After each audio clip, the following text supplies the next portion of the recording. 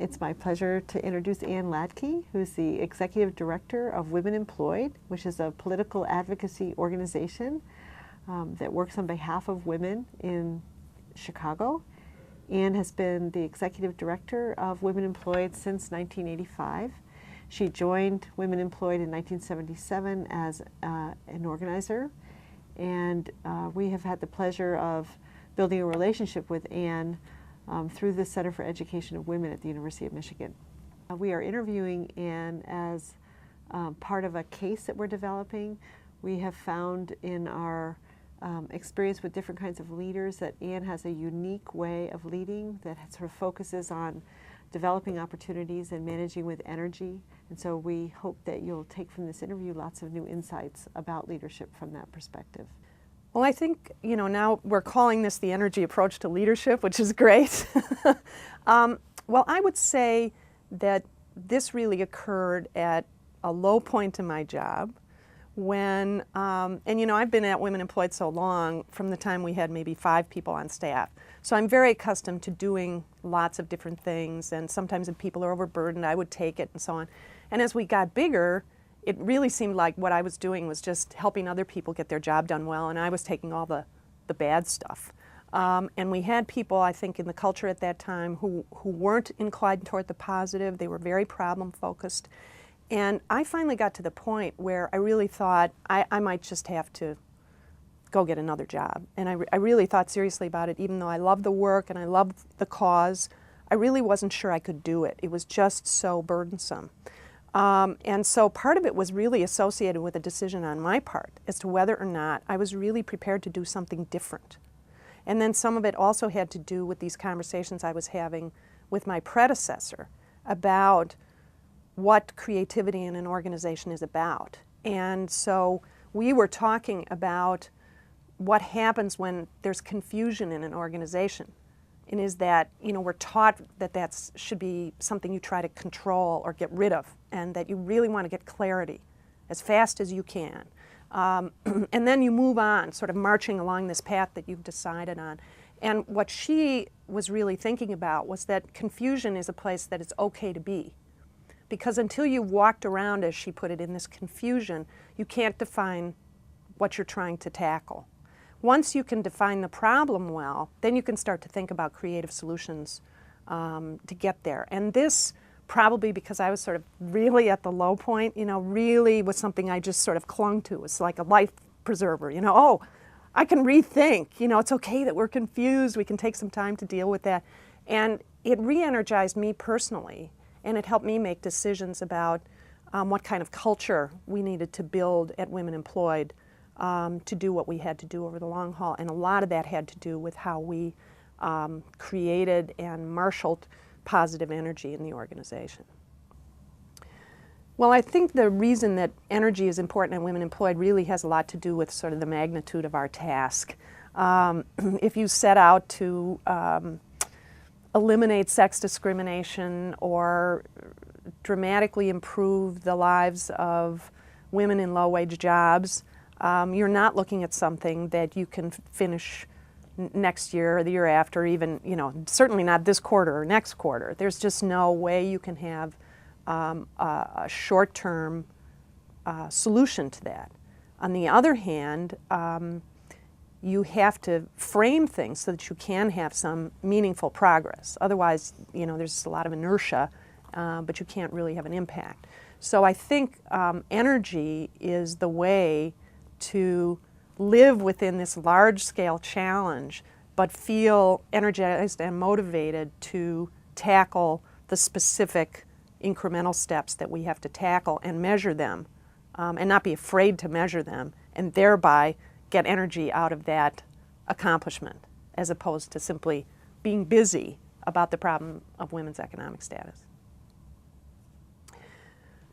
Well, I think energy levels stay high in an organization when there's encouragement to stay at that level, and when there's actual ways to help people build it. So it could be something as small as having an item on the staff meeting agenda that's called success stories, so that people can talk about, and often people, it takes, there's a couple minutes of silence. We have these meetings every month. Did anything successful happen? So it makes people think about that. Then other people celebrate it. I think the other thing is coaching others in the organization, particularly at the management level, to be tuned into energy and facilitating energy in meetings. So all the people who work at Women Employed are really smart. They're trained to have a lot of critical thinking ability, and a lot of them are quick. So when an idea comes out on the table, they're very inclined and very trained to judge it quickly. So often a person's getting an idea out there and someone judges it right away. Oh, here's the problem with that. And you can see energy drain out of a room when that happens. After 2 or 3 of those interactions, other people won't get in the game, because what's the point? So I think, the other thing is to work with other managers, people who are leading projects, to make sure that the way that they're facilitating discussions creates energy and creates positive feelings, and creates space in which ideas are examined and played with and built on, but not judged early in the process. So those are just sort of some specifics. I think the other thing is I think we're inclined to hire people who are reliant on humor. I try to make sure that I'm up and around and not emailing people all the time, so that there is more human interaction. I think email can be a real bar to keeping energy up in an organization, because then the communication is just your 150th email instead of something that also includes a congratulations about something. I mean, we're sort of serious at Women Employed, so people don't think of it as a fun place to work, really. I mean, I'm discovering, people tell me this, and I'm not sure why that is, but they think, but there's a lot of humor in the workplace. I guess because we don't take a lot of breaks and we don't necessarily have birthday parties and stuff like that. But we do, I think we're very reliant on humor, and I think people like interacting with one another. So we're trying not to overdo the email communication and have people get up. So we had a little discussion about computer ergonomics the other day, and that was a real opportunity, for our finance director, our administration director, to say, and anyway, you should be getting up and talking to people, and that will help, your back problems, because you're not sitting at the computer all day. Well, for myself, in terms of energy, I think a while ago, somebody suggested to me that I was sort of almost over-focused on thinking about my job exclusively in the context of what the organization needed. And so that I wasn't thinking about my job enough with a dimension of what I enjoyed doing in it. And whereas I think, when you're at the top of an organization, it's your obligation to think about what the organization needs, what this person was arguing to me was, well, right, but there would be other ways of dividing up the labor. Maybe there would be a different way of structuring the management team, something like that, and persuaded me to write down the things that I really enjoyed doing at Women Employed. And that was really very helpful, because it really did give me some different ideas about what I could be doing with my time. And so that was just sort of one way of energizing myself. I also think that thinking about new ways to tackle the problem is just, for me personally, an energizing thing. It's hard, but I try to have enough time at least to be reading what other people are doing, coming to the University of Michigan and hearing about the scholarship that's going on in the Positive Organizational Scholarship Project was a very energizing thing for me. And so what I've done when I came back from Michigan was really to start some discussions about this, not only within the staff, but within the board, within volunteers, within this Working Women for Change project that we have. And that is really intellectually stimulating for me. So that's energizing.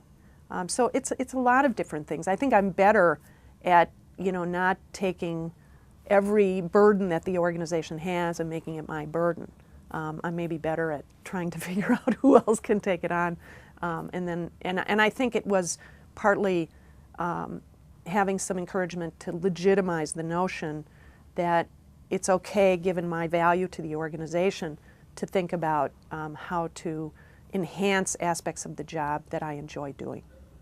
Well, Women Employed has an opportunity-driven mindset because we don't have, well, I mean, I suppose we don't have to have it, but it seems sensible to me because we don't have the power to compel the change we're seeking. And so, in many respects, when you don't have the power to compel the change, you have to think about where could you have leverage. We're relatively small. I think we're very effective and very high quality, but we don't have the power to compel the change. We can't be, for example, the people who have the most campaign cash to hand out in the Illinois legislature, for example, which is one good way to compel issues to the top of the pile.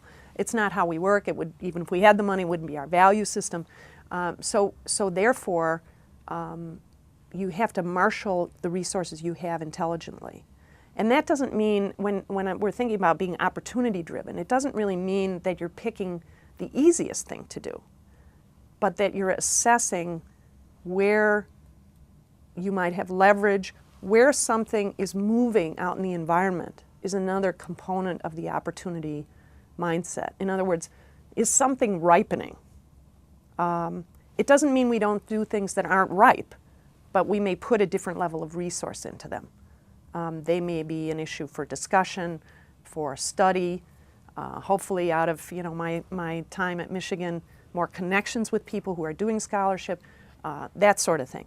But in terms of the change process itself and winning what we want to win, I think things do have to be getting to a place of being ripe, and that's another part of the analysis.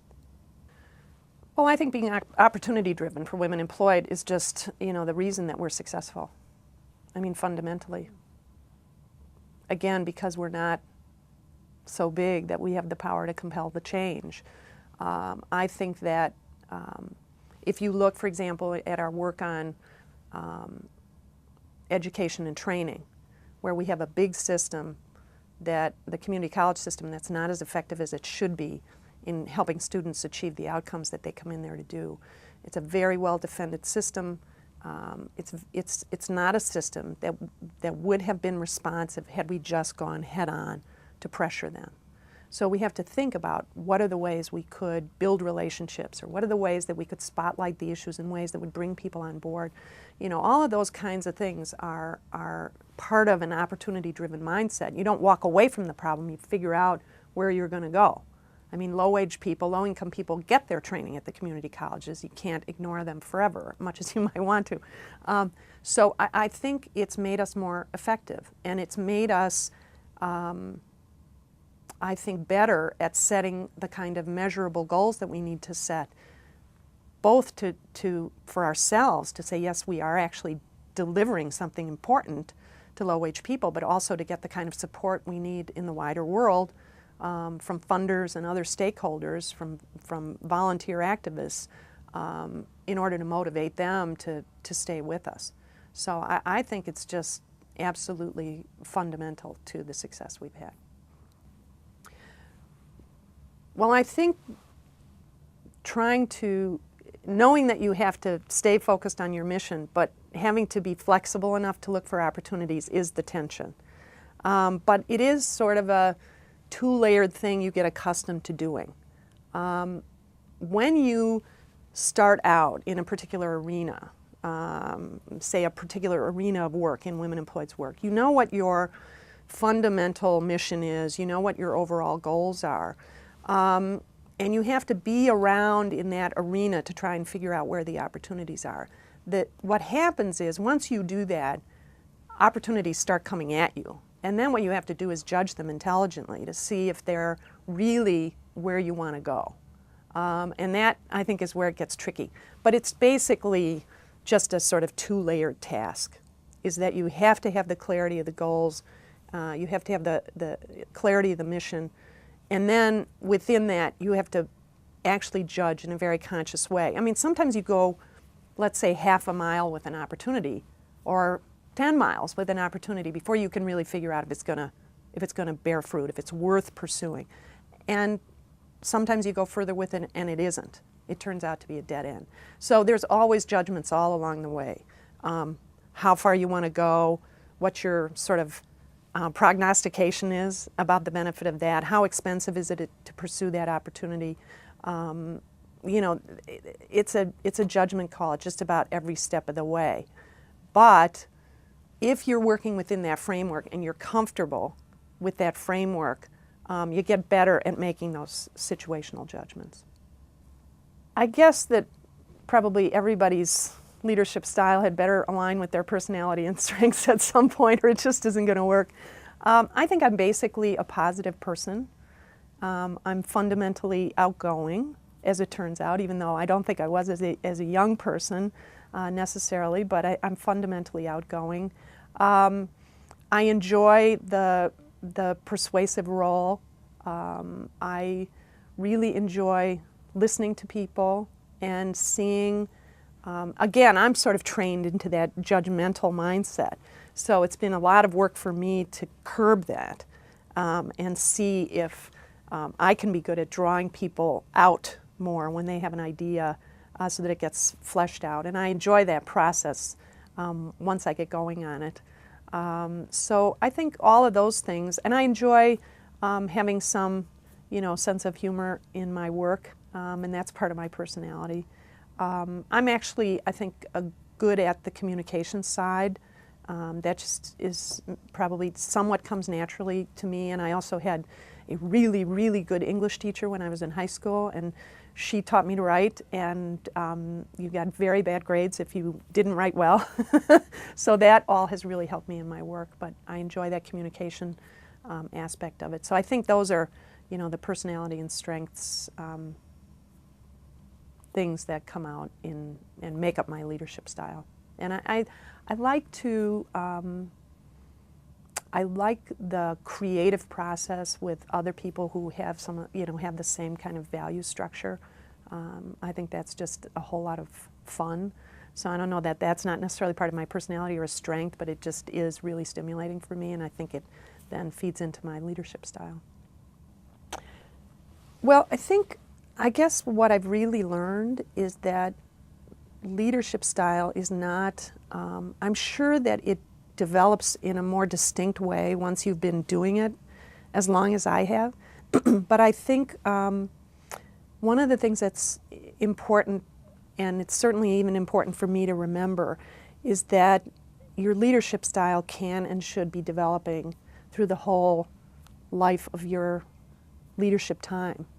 That people who may touch your life or experience in unexpected ways really can enrich your leadership style. And so it's important to look upward for role models of people who are more experienced, but I think that people are exercising leadership in lots of different situations and maybe in a different relationship to you than just someone who you might admire as a role model or want to emulate.